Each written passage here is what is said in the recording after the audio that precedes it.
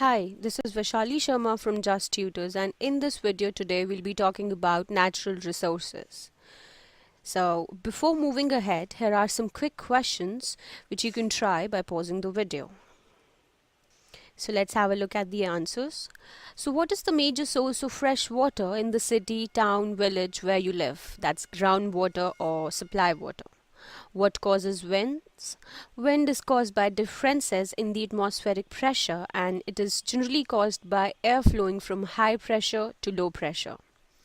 Why do organisms need water? Water is the basic necessity for all living organisms. It helps in digestion and absorption of food. I hope all your answers are absolutely correct.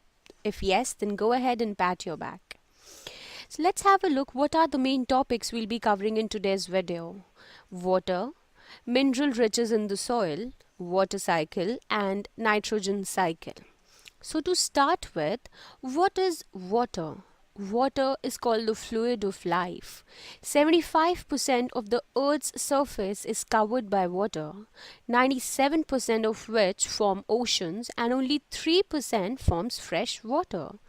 Water exists in all the desirable forms like solid, liquid and gaseous states. It also occurs on land surface as well as underground. It's composed of hydrogen and oxygen, and its chemical formula is written as H2O. You can see here, it's written here. It's essential for the survival of plants and animals as well, as cellular processes take place in water medium only. Moving ahead, if we talk about minerals, how minerals are riches in the soil. Soil is an important resource that decides the diversity of life. It's the most important natural resource which supplies nutrients to the life form, as about 1/5 part of the Earth's surface is under soil land. It generally consists of mineral matter, organic matter, water, air, and living organisms. Let's have a look at what is water cycle. So the water cycle, it refers to the continuous exchange of water within the hydrosphere between the atmosphere, soil, water, surface water, groundwater and plants. Water from various sources, it evaporates, condenses and again precipitates as rain falls on the land, flows back in the sea and river. This process is generally known as water cycle. So in short term, we can say that the water cycle is also known as hydrologic cycle, as it describes the continuous movement of water on, above and below the surface of the earth. Here you can have a look at the brief description of water cycle. Looking at the picture, you can have a look that it says water in the ocean, it gets heated because of the heat of the sun and evaporates, changes into water vapor. Then water vapor rises up since it's cooled higher up. So water vapor cools down and condenses to form tiny droplets, and a large number of such droplets hang in the air as clouds. So when the cloud cools down further, these tiny droplets forms larger drops of water and fall onto the ground as rain, and that is when it's known as precipitation. You can pause the video and have a look at this water cycle briefly. Moving further, let's talk about nitrogen cycle. So the nitrogen cycle describes how nitrogen moves between plants, animals, bacteria, the atmosphere and soil in the ground.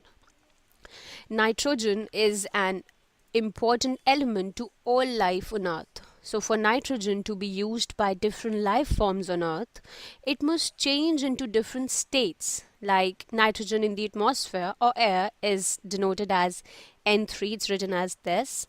And other important states of nitrogen, it includes nitrates, that's NO3, and nitrites, that's NO2, and ammonium, that's NH4. What are the steps of nitrogen cycle? It includes nitrogen fixation, nitrogen assimilation, ammonification, nitrification and denitrification. So basically, the nitrogen cycle is the biogeochemical cycle. Here is a picture which best describes the nitrogen cycle. You can have a look at the picture and understand it by pausing the video. So let's have a look what's happening here. The most important part of the cycle is bacteria. It helps the nitrogen change between states so it can be used. So when nitrogen is absorbed by the soil, different bacteria, they help it to change states so it can be absorbed by plants. Fixation. It's here where bacteria change nitrogen into ammonia. Nitrification is where ammonium gets changed into nitrates by bacteria. Assimilation is where plants get nitrogen, and ammonification is where part of decaying process where a plant or animal dies or decomposes like fungi and bacteria then turn into the nitrogen back into the ammonium. I hope you have had a good look at the picture.